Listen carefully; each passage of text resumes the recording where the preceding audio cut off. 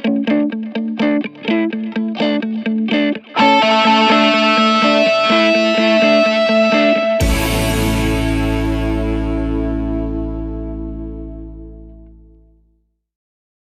में से कितने लोग हैं जिनकी इंग्लिश बहुत अच्छी है, जो पूरे कॉन्फिडेंस से इंग्लिश बोल सकते हैं? सोच लेना, मैं यहाँ पे बिठा करके बुलवाऊंगा, सोच लेना। कुछ का ऐसे ऐसे नहीं, ये थोड़ा ज्यादा हो रहा है, इतनी अच्छी भी नहीं है।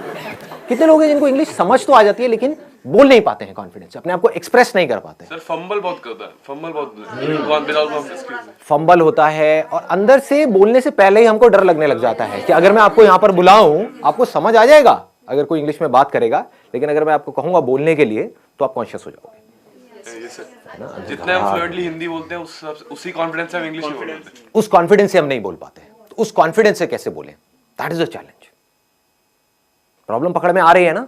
मतलब ये सेशन उन लोगों के लिए नहीं है जिनको इंग्लिश समझ ही नहीं आती है, उनको तो पहले स्कूल जाना है, एबीसीडी पढ़नी है, ठीक है ना, बेसिक इंग्लिश सीखनी है। मैं बात कर रहा हूं उन लोगों की जिनको इंग्लिश समझ तो आती है लेकिन बोल नहीं सकते। अगर मैं उनसे पूछूं क्या समझ आया बताओ, इंग्लिश में बताओ, तो वो अटक जाएंगे वहां पर जाकर के। इसके पीछे रीजन क्या है, इस प्रॉब्लम की जड़ क्या है? एक तो है सुपरफिशियल लेवल के कुछ सॉल्यूशंस होते हैं, वो मैं आपको आकर के बताऊं कि देखो अपनी ग्रामर को ऐसे ठीक कर लो, ये कुछ वर्ड्स हैं अगर आप अपनी वोकैबुलरी में ऐड कर लोगे तो आपकी इंग्लिश अच्छी हो जाएगी, इंप्रेशन अच्छा हो जाएगा, व्हाटएवर। बट ये नहीं है प्रॉब्लम की जड़। प्रॉब्लम की जड़ कुछ और ही है। पहले हमको समझना पड़ेगा हम करते क्या है। हम कोई कहीं पर कुछ गलती कर रहे हैं और वो गलती कोई डीपली समझता नहीं है कि वो गलती क्या है। अगर वो हमको पकड़ में आ जाए तो हम इस प्रॉब्लम का सोल्यूशन निकाल सकते हैं। वो गलती ये है, आप मुझे बताना मैं सही कह रहा हूं या गलत कह रहा हूं। वो गलती ये है कि जब आप हिंदी में बोल रहे होते हो तो हिंदी में ही सोच रहे होते हो, उसको ध्यान से सुनना, और हिंदी में ही बोल रहे होते हो। लेकिन जब इंग्लिश में बोलते हो तो पहले हिंदी में सोचते हो, फिर इंग्लिश में कन्वर्ट करते हो, फिर बोलते हो। यस और नो? ये प्रॉब्लम की जड़ है। अगर किसी तरह से हम इसका सॉल्यूशन निकाल लें फिर इंग्लिश आपकी फ्लुएंट हो जाएगी, फिर आपको इंग्लिश बोलने में कॉन्फिडेंस आ जाएगा। यानी कि आप इंग्लिश में ही सोचो और बोल दो, वो जो बीच का गैप है वो हट जाए, ज्यादा सोचना ना पड़े। तो अब ऐसा क्यों होता है कि हम हिंदी में सोचते हैं और इंग्लिश में बोलते हैं? हम कन्वर्ट करके क्यों बोल रहे हैं? हम डायरेक्ट क्यों नहीं बोल पा रहे? जबकि वर्ड्स हमको पता है कि इसको ट्री बोलते हैं, इसको बॉटल बोलते हैं, इसको संदीप बोलते हैं, व्हाटएवर इट इज, ठीक है, आपको पता है, लेकिन उसको हमको कन्वर्ट क्यों करना पड़ रहा है? क्या जड़ है? आराम से सोचना, जल्दी में एकदम से बोलना मत, आराम से सोच करके बोलना। बताइए सर। एनवायरमेंट हमारा ऐसा है, हमारी अपब्रिंगिंग ऐसी है कि बचपन से जो हमारी हैबिट है, habit is the right word, कि हमारी हैबिट पड़ी हुई है हिंदी में सोचने की और हिंदी में बोलने की। तो ये सारा आदतों का खेल है। अगर डीपली हम समझ पाए कि हिंदी हमने कैसे सीखी और उन फंडों को अगर हम यहां पर अप्लाई कर पाए तो काम हो जाएगा, मतलब बड़ी आसानी से हो जाएगा।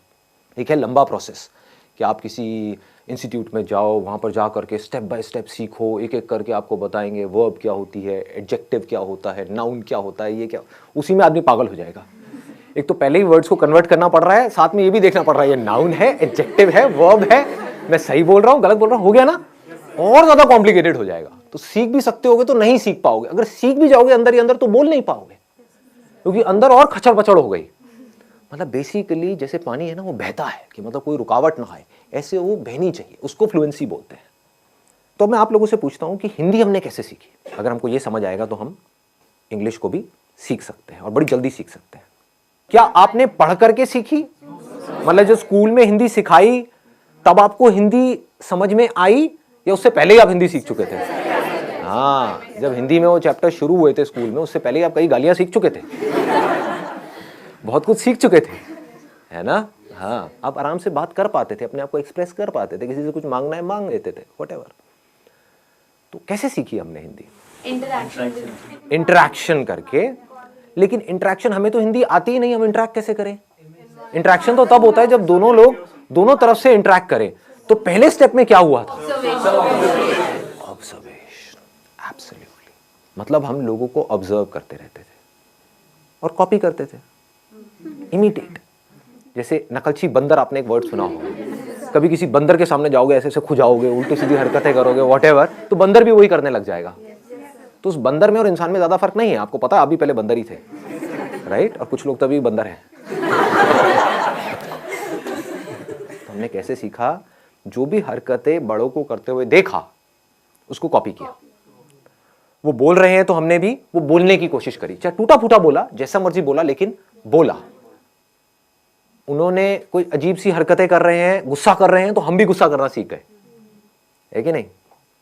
हमें पता है कि माँ बाप की आपस में लड़ाई हो रही है, बच्चों की ऑब्जर्वेशन बहुत तगड़ी होती है क्योंकि उनके पास करने के लिए और कुछ होता नहीं है।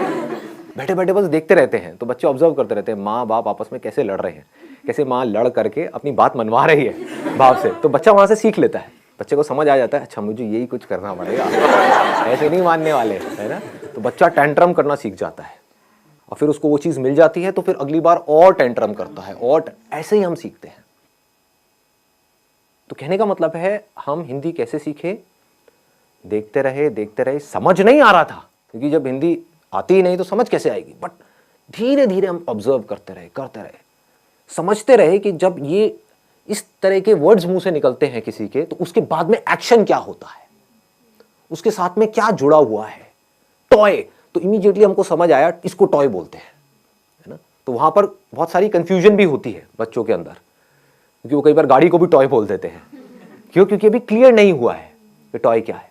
लेकिन फिर क्या हुआ, धीरे धीरे उन्होंने बोलना शुरू किया, गलतियां करी, करते एफर्टलेसली कम्युनिकेशन होने लग गया, इंटरेक्शन होने लग गया। उस इंटरेक्शन से क्या हुआ कि अब वो जो सोच रहे थे वही वो बोल रहे थे, वहां पर कोई कॉन्फ्लिक्ट नहीं था। बच्चों की यही खास बात है, बच्चों के अंदर कोई फिल्टर नहीं है, दिस इज द ब्यूटी, इसीलिए बच्चे बड़ी जल्दी सीखते हैं। तो पहला स्टेप हमको पकड़ में आ गया, ऑब्जर्वेशन। दूसरा है प्रैक्टिस। अब यहां पर एक बहुत बड़ी प्रॉब्लम है, वो आप बताओ मुझे क्या है? प्रैक्टिस करने में, प्रैक्टिस करे कहां और किसके साथ करें? आप समझ गए ना? हमको पता है ये सारी बातें, लेकिन हम एक पॉइंट पे जाकर के अटक जाते हैं, उसके आगे नहीं बढ़ पाते। अब मैं उसके और एक लेवल डीप में जाने वाला हूं। प्रैक्टिस कहां करें, किसके साथ करें, कैसे करें? दोस्तों से करोगे तो वो माँ बहन की गालियां निकालने लग जाएंगे, है कि नहीं? घर में आप किसी से बात करोगे, अपनी मदर से करोगे, तो आपकी इंग्लिश जो बची खुची है वो भी खराब हो जाएगी। बड़े अंग्रेज आए। हाँ, बड़े अंग्रेज आ गए हैं जी। क्या हो गया? हिंदी हमारी मातृभाषा है, इंग्लिश सीखना जरूरी थोड़ी ही ना है। उनको बोलो ठीक है इंग्लिश सीखना जरूरी नहीं है, लेकिन ये जॉब है, वहां पर इंटरव्यू होने वाला है, वो इंग्लिश में होने वाला है। बोलना अपने घर वालों को, अगर कोई बोलता है ना ऐसी कोई तकियानुसी बातें करते हैं कि हमारी हिंदी मातृभाषा है और इंग्लिश सीखना जरूरी नहीं है, तो उनको बोलो ठीक है फिर तो इंटरव्यू भी देना जरूरी नहीं है, नौकरी भी करना जरूरी नहीं है। हाँ, बेचो अपना घर, एफडी कराओ, मजे से रहेंगे। खाना ही तो खाना है, उसके लिए नौकरी क्या करनी है? आपका घर है तो सही, बेच देंगे, एफडी करा देंगे, किराए पे रहेंगे। ठीक है जी, पकड़ में आ रही है बात? प्रैक्टिस कैसे करोगे जी? मैक्सिमम जितना एक डे में बोल सके, नॉर्मल भी कन्वर्सेशन कर। किससे बोलोगे? सब्जी वाले से बोला तो वो गड़बड़ हो जाएगी। टेक दिस तेरी लगाऊं कान के नीचे, तो गाली निकालती है मेरे को। The moment we speak in English to our friends, they say क्यों फॉर्मेलिटी क्यों कर रहे हो भाई? राइट, फॉर्मल क्यों हो रहे हो? फॉर्मेलिटी क्यों कर रहे हो और क्या जरूरत है? मुझे तो इंग्लिश आती है, आती किसी को भी नहीं है, समझ गए ना? समझ आती है, बोलने में कोई भी, सारे पैदल हैं। और कई बार वो हंसते भी हैं। कई बार क्या, हमेशा ही हंसते हैं। अपने गर्लफ्रेंड बॉयफ्रेंड से बोलोगे वो मजा ही नहीं आएगा, फीलिंग ही नहीं आएगी ना। हिंदी वर्ड्स में जो फीलिंग है, इश्क, ये वर्ड इंग्लिश में कहाँ मिलेगा? लव में वो मजा थोड़ी है। हाँ, प्यार, मोहब्बत, सारी फिल्में ऐसी देख देख करके हम बड़े हुए हैं। दिलवाले दुल्हनिया ले जाएंगे, You'll be my bride, you know? इसमें मजा नहीं आएगा, तू मेरी दुल्हन बनेगी। क्या प्रेम रोग? ये पिक्चर देख देख के आप बड़े हुए हो। ओ भाई साहब, सारे प्रेमी बैठे हैं यहाँ पर, हैं बड़े बड़े हैं। बढ़िया है जी।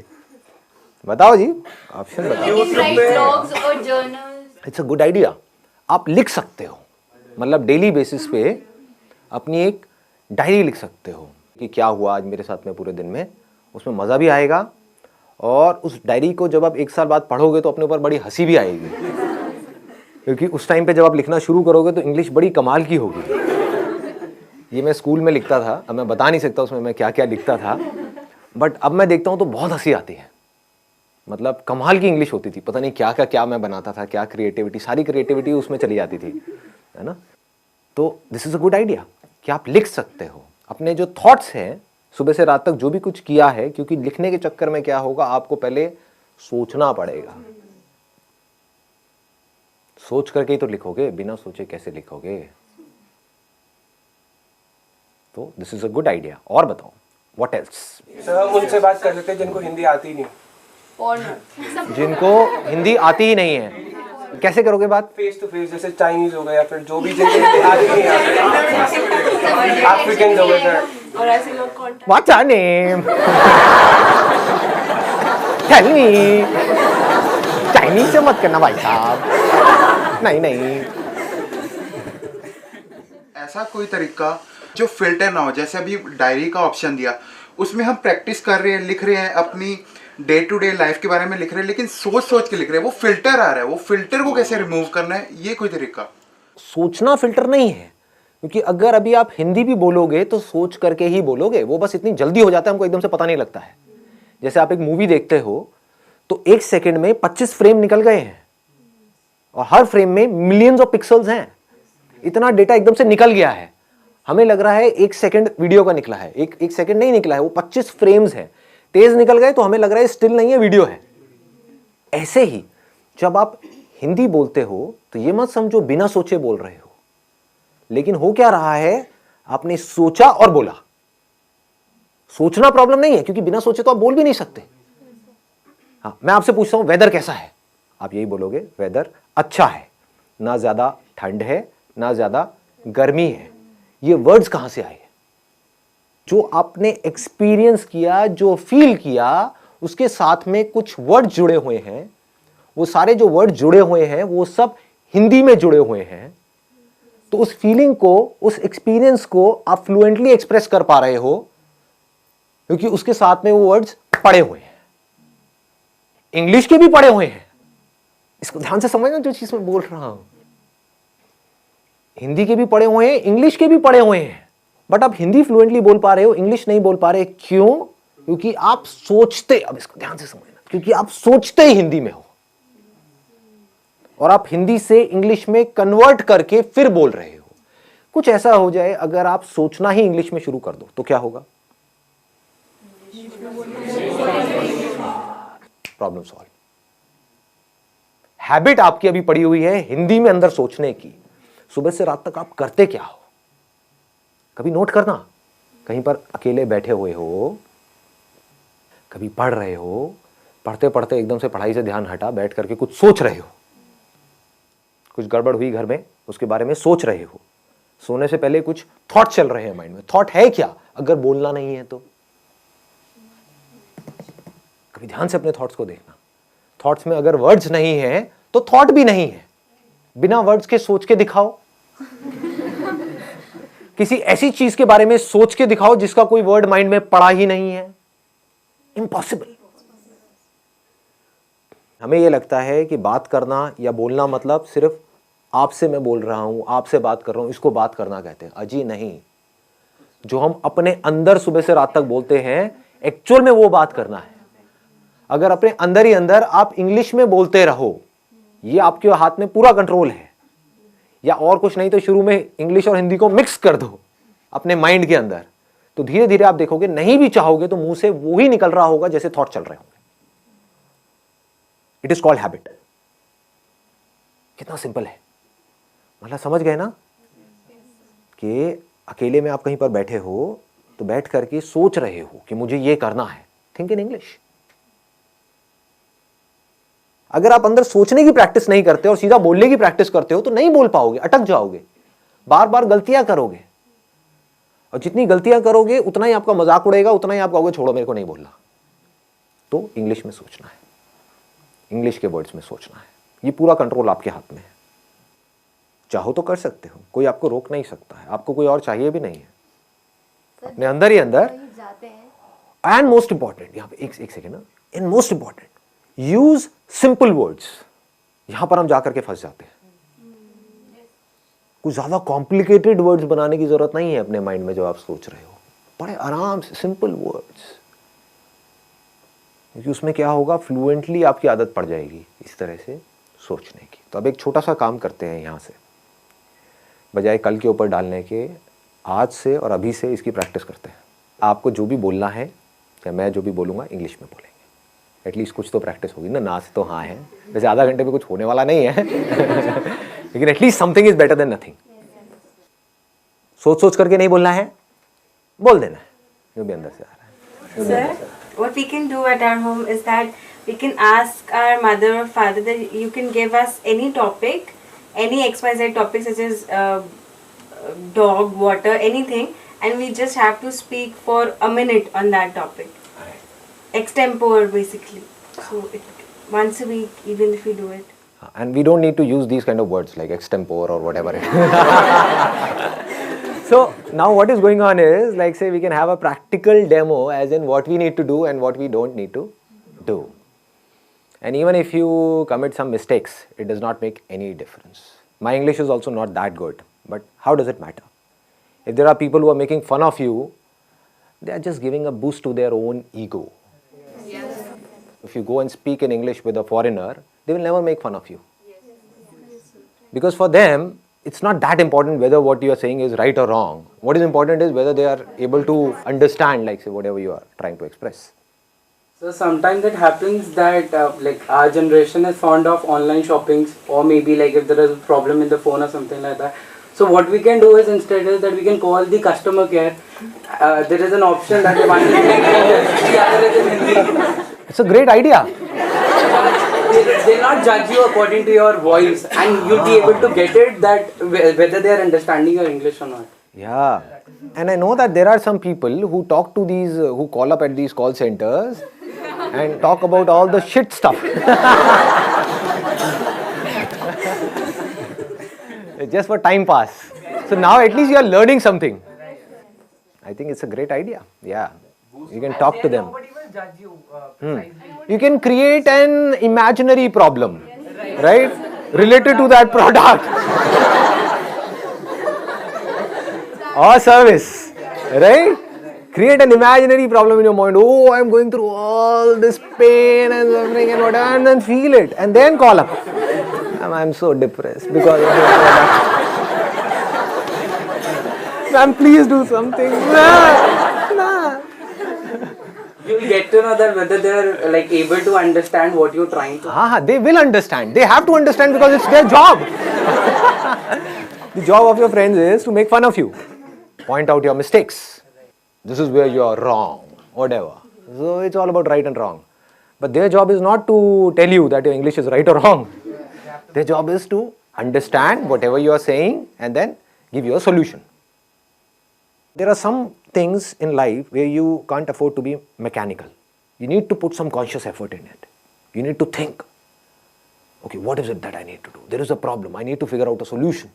So here you need to consciously think about that particular problem and need to come out with a solution. So when you are busy, just try to understand the depth of this. When you are busy with finding the solution to a problem, you're so busy and so occupied that you're not concerned about being right or wrong. When we are busy in something, then we are not thinking too much about it. For example, you must have noticed, if you're speaking with a foreigner, some of your relatives or whatever, like say they are from UK or US and they've come to India at your home and you're talking to them in English. Do you see what I'm saying? Now you are so busy in talking to them, you're not thinking about being right or wrong. So if you're trying to find out the solution of the problem which is right now there on the top priority, you would see the whole of the energy is going in finding out the solution. So this English will start coming out effortlessly. These thoughts, these words in English will start coming out effortlessly because this is what you desperately want and need. This is the power of our mind. I'm going in a different dimension. Like say, if your mind has to do something, if you are in a situation, for example, if there is a mother and a child, and the mother says, no, I don't have that much of energy in my body or whatever it is, right? But the moment her child is in danger, she will have so much of energy that she will be able to fight with 10 people, all by herself. How was this energy released? whenever there is a problem which is huge, then the mind releases energy to find out a solution. And mind has the power to do anything and everything. Interesting, no? Try to find out the solutions of the biggest problems in your life in English. That will take care of this problem of learning English. So, you will not have to put in effort to learn English. You will learn English automatically.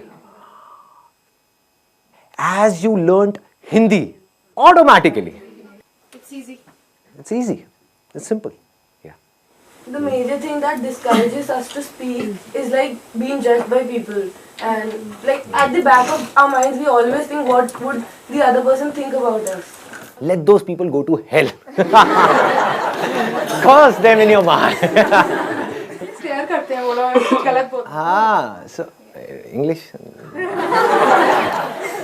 Speak up with confidence. This is the key. You know what? Even if you're not confident, just pretend to be confident.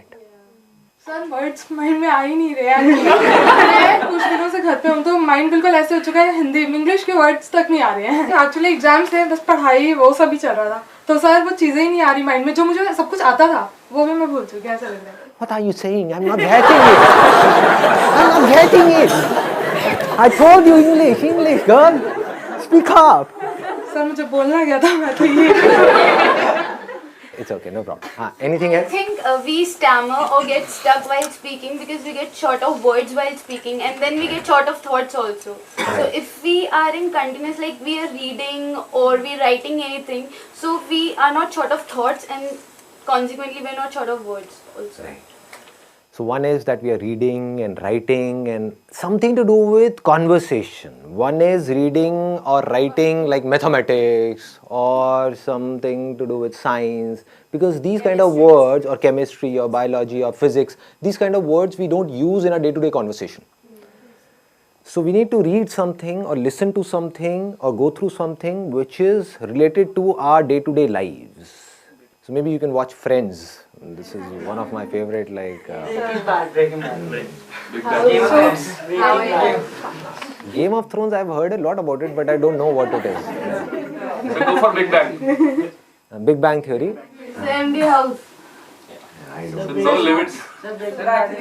In my old age home, these things are not there.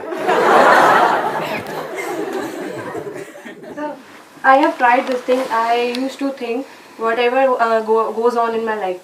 But what thought comes up is maybe I'm wrong. Whatever I'm thinking is wrong. So how would these things get correct? Like who will correct me? Even if you're wrong, how does it matter? That we need to understand again and again. Initially, whatever we do, we will be wrong. This is the problem because of which most of the people are not able to do what they really want to do, because they want to be right. This is a big trap. When you start doing something, anything for that matter, whether it is business or any kind of work or an art or a skill, what happens is we try to do it and we are not able to do it properly and we give it up. Even if you are wrong, it is not about a life or death situation. It is not Game of Thrones. Nobody is going to kill us or anything of that sort. At max, what can happen is, like, say, somebody will make fun of us. So what is happening is they are smiling, they are laughing. Right, because of us. So is it a problem or is it a good thing? Good thing. It's a good thing. Yeah, right. Because something good is going on because of you. Yeah.